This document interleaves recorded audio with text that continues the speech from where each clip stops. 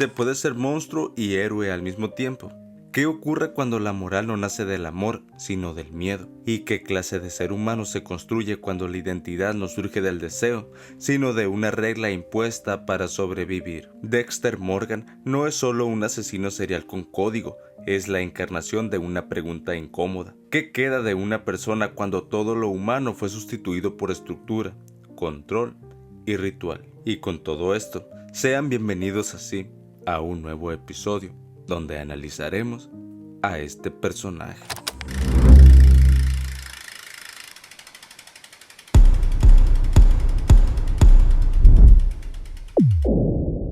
Desde el primer momento, Dexter se presenta como alguien que observa la vida desde afuera, como si estuviera detrás de un cristal, mirando a los demás experimentar emociones que él imita, pero no termina de sentir. Y esa distancia no es arrogancia, es defensa. Dexter no nace monstruo, es fabricado. Su mente es el resultado de un trauma fundacional tan violento que fractura la posibilidad misma de una identidad orgánica. El niño que presencia el asesinato brutal de su madre no solo pierde a una figura materna, pierde la narrativa básica del mundo. El orden se rompe, el caos se imprime y en ese vacío aparece Harry Morgan. No como padre emocional, sino como arquitecto. Harry no intenta sanar a Dexter, intenta contenerlo, no le enseña a sentir, le enseña a funcionar. Así nace el código, no como ética, sino como sistema operativo. Aquí está el núcleo del personaje.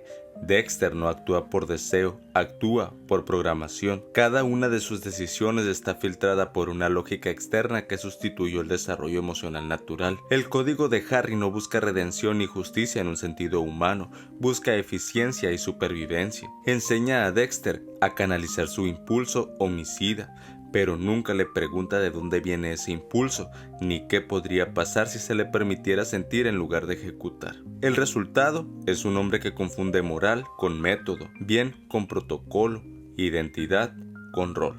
Dexter no mata porque odie, mata porque es lo único que le da estructura. El asesinato se convierte en su ritual de coherencia. Es el único momento donde todo encaja, el impulso, la preparación, la ejecución, la limpieza. Allí no hay ambigüedad emocional, no hay contradicción. El mundo, por un instante, es claro. En contraste, la vida cotidiana le resulta absurda. Las conversaciones triviales, las sonrisas sociales, las relaciones humanas son actuaciones que replica sin comprender del todo. Dexter no vive, simula. Lo fascinante es que la serie nos obliga a empatizar con él, no porque sea bueno, sino porque es honesto. Dexter nunca finge ser moralmente superior, reconoce su oscuridad con una lucidez casi clínica, y esa honestidad brutal crea un vínculo perverso con el espectador. Confiamos en él porque no se miente a sí mismo, a diferencia de otros personajes que justifican sus actos con discursos grandilocuentes. Dexter simplemente acepta lo que es, o lo que cree que es. Pero esa aceptación es una jaula, porque Dexter no se pregunta si puede cambiar, asume que no, se define por su pasado y se encierra en él. Cada intento de conexión humana, con Rita, con Debra, incluso con su hijo, está atravesado por esa creencia: esto no es para mí. Y sin embargo, algo se mueve, algo falla en el sistema. Dexter empieza a experimentar emociones que no encajan en su autodiagnóstico: apego, culpa, pérdida. No de forma plena, no de forma sana, pero lo suficiente como para generar conflicto. Ese conflicto es el verdadero motor de la serie. No es el asesinato, no es el suspenso, es la grieta entre lo que Dexter cree ser y lo que empieza a emerger, porque si realmente fuera incapaz de sentir, no sufriría. Y Dexter sufre cuando pierde, cuando decepciona, cuando falla, sufre incluso cuando mata a alguien que encaja perfectamente en el código. Eso revela una verdad incómoda: Dexter no está vacío, está reprimido. El código de Harry, que en apariencia le da control, también le roba la posibilidad de autodefinirse. Cada vez que Dexter duda, la voz de Harry aparece como un eco de autoridad interiorizada. No es conciencia moral, es condicionamiento.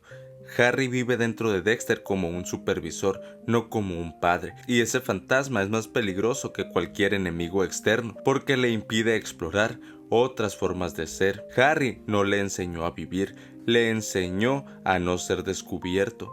Dexter se convierte así en una paradoja ética. Mata a asesinos y al hacerlo reduce el daño potencial al mundo, pero lo hace por motivos personales, no altruistas. No busca justicia, busca orden interno, y esa diferencia lo aleja tanto del héroe como del villano tradicional. No es un vengador, es un gestor de su propio caos, y la serie con inteligencia nunca nos permite olvidar eso. Su relación con Debra es uno de los espejos más crueles de su humanidad.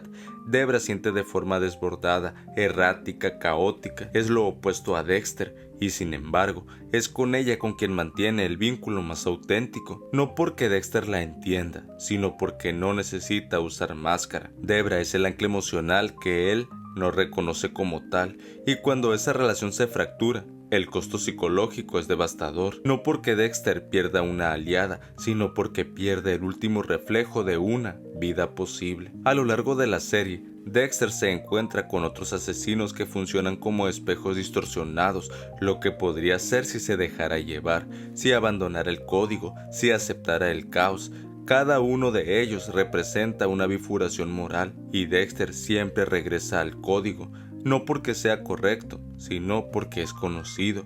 El miedo a lo desconocido pesa más que la posibilidad de redención. Lo más trágico de Dexter Morgan es que su mayor virtud, el autocontrol, es también su mayor prisión. Se gobierna tan estrictamente que no se permite evolucionar. Cada emoción nueva es analizada, diseccionada y contenida, nunca integrada, y eso lo condena a una existencia fragmentada. Dexter no se permite ser humano porque cree que ser humano es peligroso. El final de su arco, en cualquiera de sus versiones, nos ofrece una redención clara, y eso es coherente, porque Dexter nunca fue una historia sobre salvación, sino sobre límites. ¿Hasta dónde puede llegar alguien condicionado por el trauma antes de romperse? ¿Cuánto control puede sostenerse sin colapsar? Dexter sobrevive, pero no vive. Permanece, pero no habita. Y esa es su verdadera condena. Dexter Morgan es el retrato de una identidad construida sobre el miedo, la culpa y la disciplina extrema. Es un hombre que aprendió a ser funcional, pero no libre, que aprendió a seguir reglas, pero no a sentir sin terror. Su historia no nos pregunta si está bien o mal lo que hace, nos pregunta qué ocurre cuando alguien nunca tuvo la oportunidad de elegir quién quería ser. Y al final, cuando el silencio lo rodea y las máscaras caen, queda una verdad incómoda. Dexter no es el monstruo que mata, sino el niño que nunca pudo ser otra cosa. Su violencia no es su esencia, es su lenguaje aprendido, y mientras ese lenguaje no se cuestione, no hay escape posible. Dexter Morgan no nos aterra porque sea diferente, sino porque es reconocible, porque todos, en algún nivel, hemos aprendido reglas para sobrevivir en lugar de aprender a sentir, y su historia nos recuerda que el control absoluto nos salva, solo posterga el derrumbe. Dexter Morgan no es un error del sistema, es una optimización extrema, una mente que convirtió el caos interno en método, el trauma en protocolo, la oscuridad en proceso repetible. Donde otros se rompen, él estructura; donde otros gritan, él ejecuta en silencio. Su mayor beneficio es también su mayor trampa. Dexter posee una capacidad de autocontrol quirúrgico, no actúa desde el impulso inmediato, diseña, espera, analiza. En un mundo dominado por la reacción emocional, él opera desde la planificación. Cada decisión es un entregable, cada movimiento responde a una lógica interna clara. Esta habilidad lo vuelve altamente funcional en entornos de presión, crisis y doble vida. No colapsa, se adapta. Su inteligencia analítica es otro activo estratégico. Dexter observa patrones que otros ignoran, conecta datos emocionales y conductuales con precisión forense. No ve personas, ve sistemas. Esto le permite anticiparse, leer el entorno, identificar riesgos antes de que emerjan. Es un estratega silencioso, un arquitecto del comportamiento. Existe también en él una disciplina inquebrantable, vive bajo reglas autoimpuestas que cumple con rigor casi religioso. Esa estructura le da dirección, identidad y una sensación de propósito. El código no solo ordena su violencia, le da sentido a su existencia. En términos psicológicos, es un marco operativo, su manual de marca personal. Dexter muestra una resiliencia emocional antipática. El trauma no lo paraliza, lo refina. No se victimiza, no se desborda. Convierte el dolor en combustible funcional. Esa capacidad de seguir avanzando, incluso cuando la culpa, el miedo o el vacío aparecen, lo vuelve peligroso, pero también admirable desde una lógica fría. Finalmente, Dexter posee una extraña coherencia interna. No se percibe como monstruo, sino como ejecutor de un orden alternativo. En su mente hay ética, aunque sea torcida. Esto le permite sostener su identidad sin fracturarse del todo. No vive en contradicción constante, vive en justificación permanente. Pero toda optimización extrema genera costos ocultos. La principal deficiencia de Dexter es su desconexión emocional profunda. No siente como los demás o no sabe hacerlo sin miedo. Esto lo condena a una vida de simulación afectiva. Vive rodeado de gente, pero habita solo. Su dependencia del código es otra grieta estructural.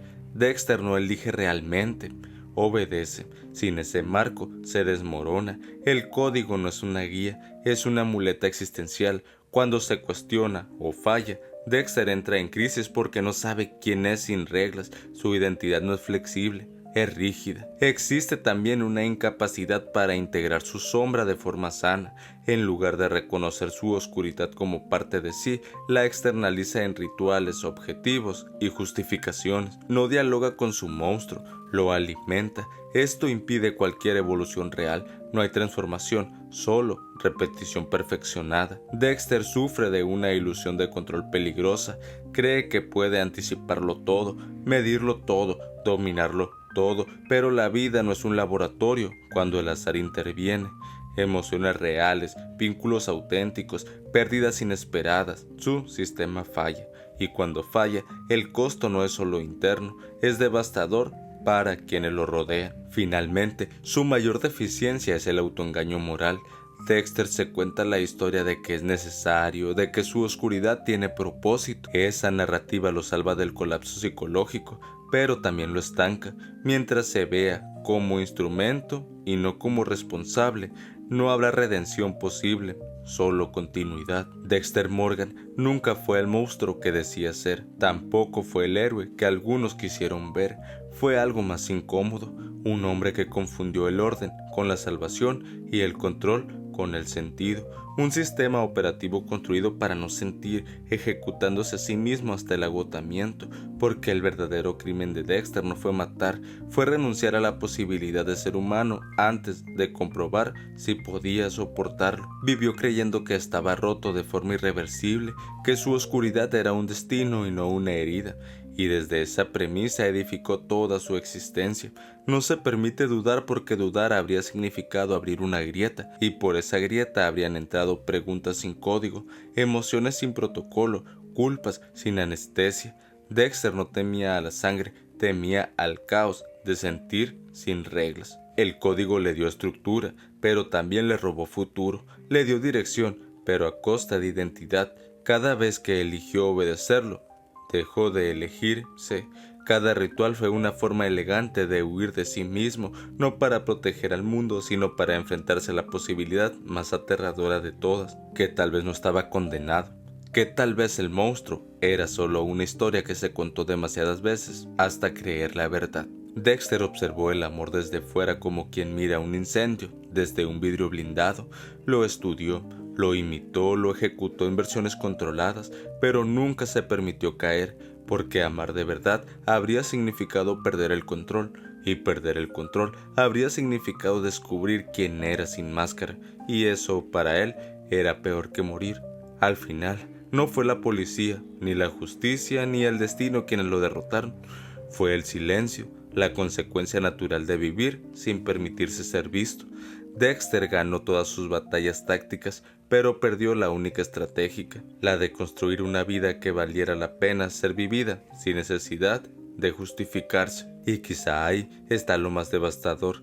Dexter Morgan no fracasa porque sea oscuro, sino porque nunca se dio permiso de transformarse, no porque no pudiera sentir, sino porque eligió no aprender. Su tragedia no es la violencia, es la repetición, el bucle eterno de un hombre brillante que confundió supervivencia con existencia, porque al final Dexter no mata para vivir, mata para no sentir que está muerto, y en ese cálculo frío, preciso, impecable, perdió todo lo que nunca se permitió desear. Y esto ha sido todo por el episodio de hoy. Si te gustó, no olvides darle like, compartir y dejar un comentario sobre qué otro personaje te gustaría que analizara en un próximo video.